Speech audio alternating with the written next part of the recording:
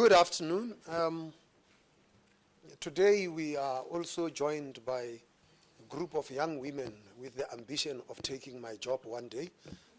They are winners of the MPC Schools Challenge for 2019. Let's get on to the business. Since the July meeting of the Monetary Policy Committee, economic indicators confirm weaker global economic conditions and low inflation.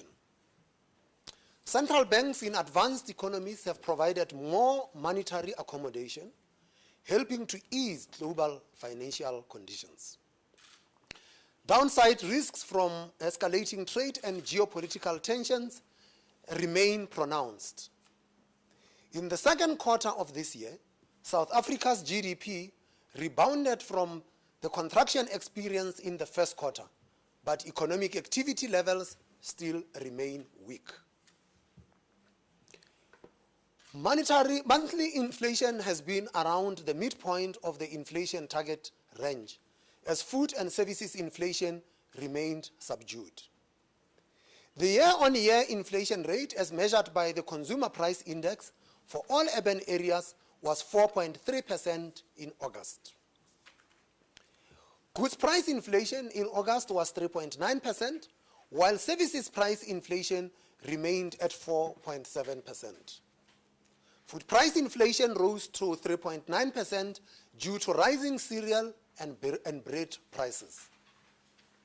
The bank's measure of core inflation, which excludes food, fuel, and electricity, rose slightly to 4.3%. Producer price inflation for final manufactured goods decreased to 4.9% in July. The medium-term inflation outlook is largely unchanged. The inflation forecast generated by the SAP's quarterly projection model is for headline inflation to average 4.2% in 2019. The projection for 2020 is unchanged at 5.1%, and for 2021 slightly up to 4.7%. Headline CPI inflation is expected to peak at 5.3% in the first quarter of 2020 and settle at 4.5% in the last quarter of 2021. The forecast for core inflation is lower at 4.3% in 2019, is unchanged at 4.7% in 2020, and is slightly higher at 4.6% in 2021. Electricity, food and fuel price inflation continue to shape the near and medium-term trajectory of headline inflation. Fuel price inflation is expected to average 2.4% in 2019 and to peak at 11.8% in the first quarter of 2020.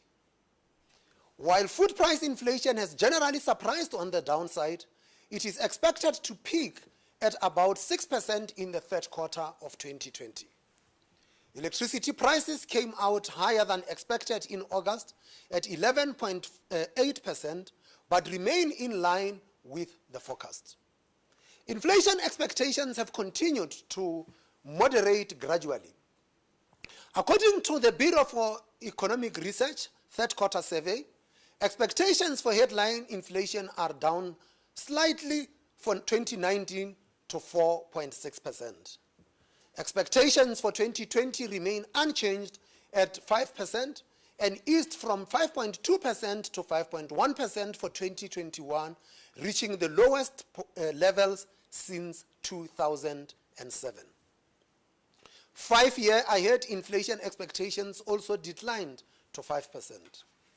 The inflation expectations for market analysts in the September 2019 Reuters Econometer survey have been revised lower to 4.3% for 2019 and remain unchanged at 4.9% and 4.8% in 2020 and 2021 respectively. Market-based expectations implicit in the break-even inflation rate, that is the yield differential between conventional and inflation-linked bonds, have remained stable since the previous MPC. 5-year break-even rates are currently about 4.6% and 10-year break-even rates at 5.4%. Global GDP is expected to slow to 3.2% in 2019 and rise to around 3.5% in 2020. While global growth remains resilient, recent indicators on trade and manufacturing have deteriorated and a range of downside risks to growth remain. Growth in world trade volumes has continued to decline, with trade tensions weighing on market confidence and lowering investment. Other downside risks include geopolitical developments, further oil price shocks, and high levels of corporate and sovereign debt. Across most countries, there is limited policy space to respond to shocks. Inflation outcomes and inflation expectations in most advanced economies remain below targeted levels. Barring significant shocks, monetary policy in major advanced economies will remain accommodative over the medium term. However, market expectations of further accommodation appear high, creating ongoing risk of market volatility should these not materialize. Since the July MPC, the rand has depreciated by 4.6% against the US dollar and by 3% against the euro. The implied starting point for the rand is 14 rands 88 cents against the US dollar, compared with 14 rands 40 cents at the time of the previous meeting. At these levels, the QPM assesses the rand to remain slightly undervalued.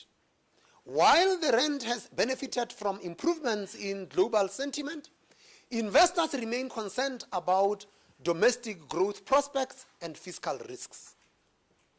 GDP rebounded to 3.1% in the second quarter, following a decline of 3.1% in the first quarter.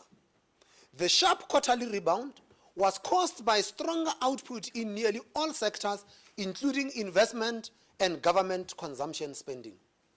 However, longer-term weakness in most sectors remains a serious concern. Based on recent short-term economic indicators for mining and manufacturing sectors, the third quarter GDP outcome is expected to be muted. Business confidence has declined further. The Absa Purchasing Managers Index came out at 45.7 points in August, and the RMB BER Business Confidence Index fell to 21 points. The SAPS Composite Leading Business Cycle Indicator also continued to trend lower, although the coincident indicator remains positive. The forecast of GDP growth for 2019 remains unchanged at 0.6%. The forecasts for 2020 and 2021 have decreased to 1.5% and 1.8% respectively due to revisions to global growth and domestic potential growth. The MPC assesses the risk to the growth forecast to be balanced in the near term, but remains concerned about medium-term growth and weak employment prospects. Escalation in global trade tensions, further domestic supply constraints, and/or sustained higher oil prices could generate headwinds to growth. Public sector financing remain high. Public sector financing needs remain high, exerting pressure on the currency and pushing local bond yields higher relative to country peers. Implementation of prudent macroeconomic policies and structural reforms that lower costs and raise investment and potential growth remains urgent. The overall risks to the inflation outlook are assessed to be largely balanced. Demand-side pressures remain subdued, and food, wages, and rental prices are expected to increase at moderate rates. Global inflation should remain low. In the absence of shocks, relative exchange rate stability is expected to continue. Some upside risks to the inflation outlook remain, in particular from fuel, electricity, and water prices. The MPC welcomes the sustained moderation in inflation outcomes and the fall in inflation expectations of about 1% since 2016. The committee would like to see inflation expectations also anchored closer to the midpoint of the inflation target range on a sustained basis. Against this backdrop, the MPC unanimously decided to keep the repurchase rate unchanged at 6.5% per annum. Monetary policy actions will continue to focus on anchoring inflation expectations near the midpoint of the inflation target range in the interest of balanced and sustainable growth. In this persistently uncertain environment, future policy decisions will continue to be highly data dependent, sensitive to the assessment of the balance of risks to the outlook, and will seek to look through temporary price shocks. The implied path of policy rates over the forecast period generated by the quarterly projection model indicated no changes to the repo rate. This remains a broad policy guideline which could change in either direction from meeting to meeting in response to new developments and changing data and risks. That concludes the statement, and as usual, I would open the floor for questions, and please identify yourself and the name of the media house that you represent, and we will deal with your questions.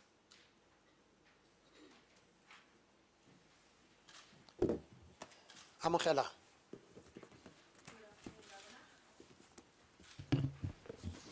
Good afternoon, Governor. I'm Khelang Bata from Bloomberg News.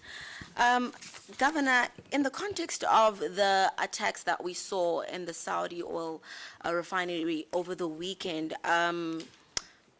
does the bank's forecasts for oil prices factor the risks emanating from that particular attack, particularly when you think of the supply disruptions that we could see and oil price shocks, particularly in the context that we see that you have cut your oil price forecasts for the next 2 years? So do those factor in any shocks or disruptions that may impact the oil price? Yes, ma'am. Governor, it's Pranesha from Bloomberg. In their previews, many economists predicted that the SARB would keep the rate unchanged due to concerns about fiscal risks and also the threat of a Moody's downgrade. Did those factor into your discussions at all, and to what extent? Thank you.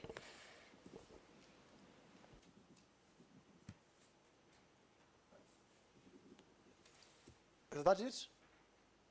No other? Okay. Amakela, the forecast that we tabled was done last week. That was before the attack, so it doesn't factor those things in. But be that as it may, when you have the attack, the question is always going to be how quickly can production be restored, and that will have an effect on the price going forward. But our approach when these kinds of events happen is to assess, is this a once-off shock, and could we see through that? And that's exactly what we do. We look at the thing, and if we find that it was a once-off shock, we look through it and see whether it changes the outlook. If it does, then there might be a need to adjust a policy to deal with those kinds of shocks, whether they are positive or negative. Pinesha, fiscal risks and possible Moody's downgrade, those are always at the back of our mind. They are unknowns. So it's difficult to factor them into anything that we do because we do not know what they would be. Moody's will be doing its visit or making its decision sometime in November, and when that comes, we will deal with it then. It's a question of, if it is a downgrade, is that downgrade in current prices or not? If it is in current prices, it should not have an effect. But if it is not in current prices, you should expect that there would be outflows of capital, and that will manifest itself in the exchange rate. And the way we think about it is that it's a shock. We do not respond to shocks in that manner. We would then look as to whether second round effects kick in. If second round effects kick in, then we would respond to those second round effects rather than to the first round shock. Any other questions? Anybody there on the line? Yes, Governor. Razia from Standard Charters. With the MPC remaining data dependent, what might raise the risk of renewed easing? Would it be correct to rule out any easing unless inflation expectations move towards 4.5?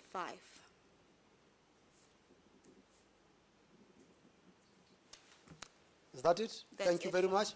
Any other questions from the House? Okay. Razia, let's turn this thing this way and say that the focus of policy is on what we are tasked with, which is to keep inflation within the target. And in our case, we say that we would like to see it closer to the midpoint and inflation expectations anchored to the midpoint. We are data dependent. Yesterday's inflation means nothing for future policy, because that is yesterday's inflation. The focus that we have is what is the outlook for inflation going forward, and that is what we respond to. So the data that comes through should be telling us what we think would happen to future inflation, and if there are changes to the future inflation based on that data, policy will be adjusted accordingly.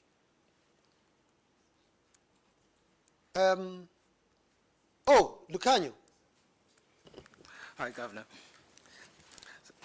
Governor, considering that your counterparts elsewhere have been loosening policy, aren't you concerned that this may put upward pressure on the currency, possibly damaging the second half of your mandate, which is to support growth? And I note that you've actually downgraded your longer-term growth focus for 2020 and 2021. I don't know whether I should say that our colleagues in other parts of the country followed us in August. If you ask them, they will tell us you they didn't. And neither do we follow them when they do things. We are a small open economy. Developments in the advanced economies do affect us. They affect us through two channels. Firstly, the trade channel, and secondly, through the financial channel. And at the moment, we get affected mainly through the financial channel. And what is important for us is that when those changes take place elsewhere, we have got to then ask ourselves, what would be the impact on the South African economy? So our response would be what the impact is on the South African economy of any of the developments from the other countries, mainly the developed economies. The outlook for the currency is a complex matter. And it used to be that in the past, the currency could just be driven by what central banks do with policy rates. But in today's more integrated economy, there are so many moving parts that would affect a currency. And in our case, the currency has tended to actually be more responsive to the movements in capital flows, and those capital flows could be equity, or they could be bonds, or both. And the important thing here is that the behavior of those two categories of portfolio flows vary. Equities tend to respond to the changes in the growth outlook, whereas bonds would respond to changes in the inflation outlook, because the changes in the inflation outlook tells them what is likely to happen with future movement of interest rates.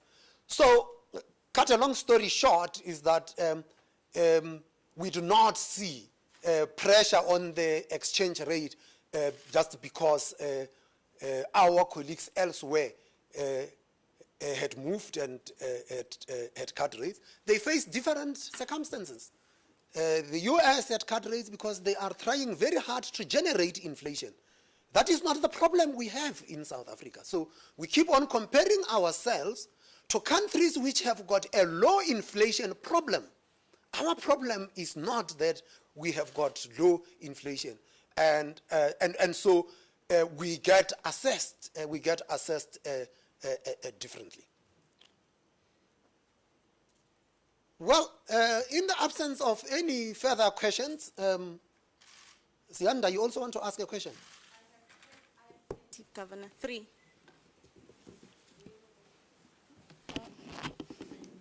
Peter Montalto from Interlip.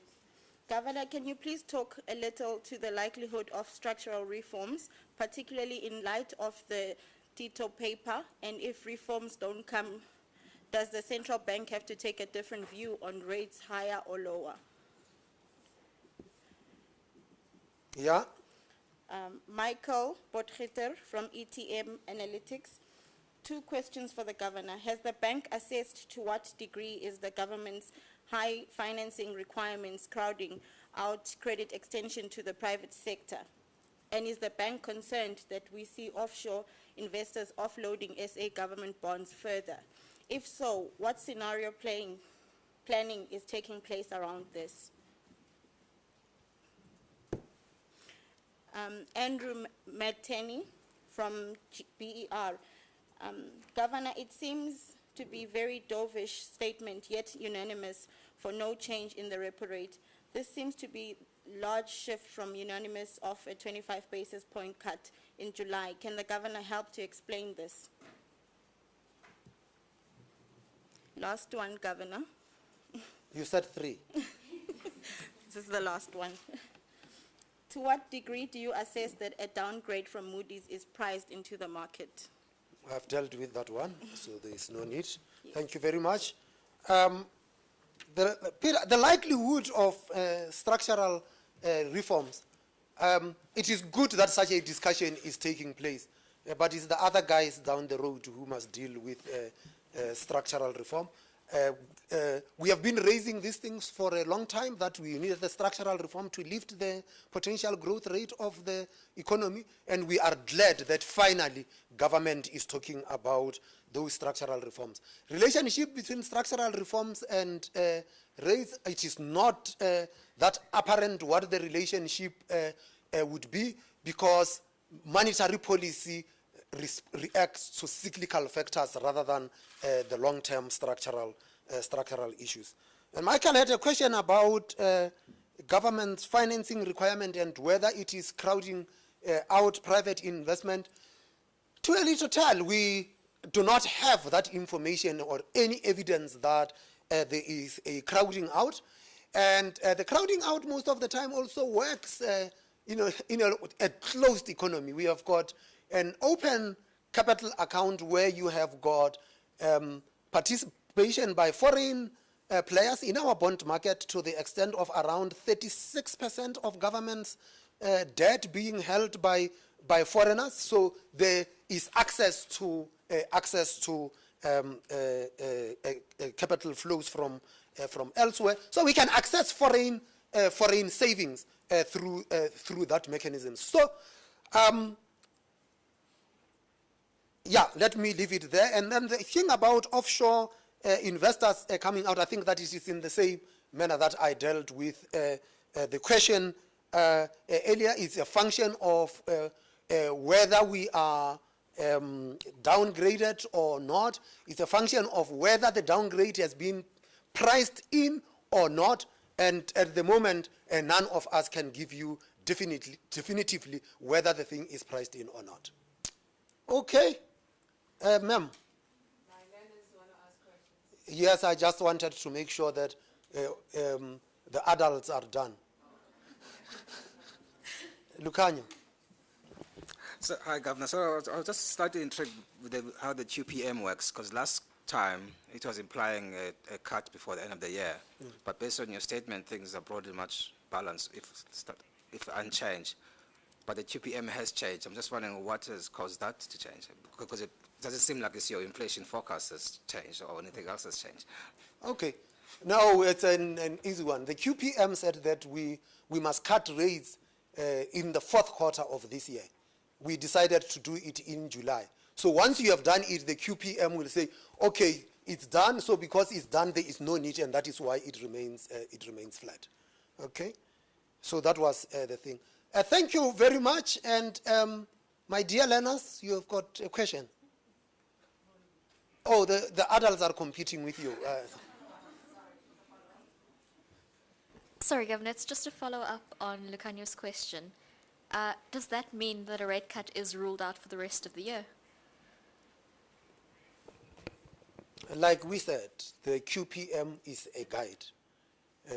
When you come to the next meeting in November, and we have considered all the data, and we have forecast our inflation and GDP figures, you will know for sure what we are doing for the rest of the year. Okay, thank you very much. My learners, you want to ask me privately, you don't want to ask here? I'm sure you can ask. I would like to know what was the impact of the escalating trade tensions between the US and China on the decision, and if the trade tensions continue to escalate, what will be the impact on your next decision? Good question. I can see the adults being jealous. They wish they answered that question. Yes, ma'am. Considering the weak employment prospects, as you have mentioned, and unemployment currently sitting at 29%, and I know that your mandate is to solely curb inflation, but we can't ignore this factor. How do you think the now repo rate that you have released, how do you think it's going to curb the high unemployment that we are currently facing in South Africa? Okay, thank you. Oh, Governor, sorry, to add on what my learners are asking, I'm Ms. Rapanyani from Midrand High. So I need to ask, with the recent unrest and xenophobia allegations, are we not supposed to be worried with the effect it will have in the economy? Thank you very much. Trade tensions. In a trade war, there can't be winners. We can only all be losers. And in this case, the loser is the global economy. South Africa is part of that global economy. We are small, and what we have seen is that these global trade tensions actually dampen global demand, and they actually lead to slower world growth. And one of the factors that we actually put in as to our revision of growth going forward has to do with the fact that we expect that global growth will be slowing down. So that is how that channel works. We produce stuff here that we sell in the global market, and if the global economy slows down, it means that the appetite for us to sell our goods into that global market is actually adversely affected. Employment, you know that employment is an outcome of growth. So if you want employment, you're going to have to generate growth. Absent growth, you cannot have rising employment. And so you said that our mandate is to solely look at inflation. No, actually, the Constitution says we do this thing in the interest of balanced and sustainable growth. So we constantly have to watch what is happening with employment trends, because they matter on what is going to be happening to inflation also going forward. So our stance, monetary policy, affects cyclical growth. It doesn't change the long-term trend. And if you had the question that was asked about what are called structural reforms, that is what you need to change to lift the potential growth rate of the economy. And if you make the necessary changes and growth goes up, that is where employment is going to come from. What monetary policy does is that it affects growth around that long-term growth potential of the economy. The attacks, we didn't discuss these attacks, and it's difficult to assess what they actually mean. All that we could say is that anything that disrupts economic activity in such a weak environment will not be good for the business environment. And but to what extent would it have affected economic activity? It is something that we cannot have our finger on. Yeah, let me leave it there. Thank you very much. That concludes the business of today. I will see you same place in November.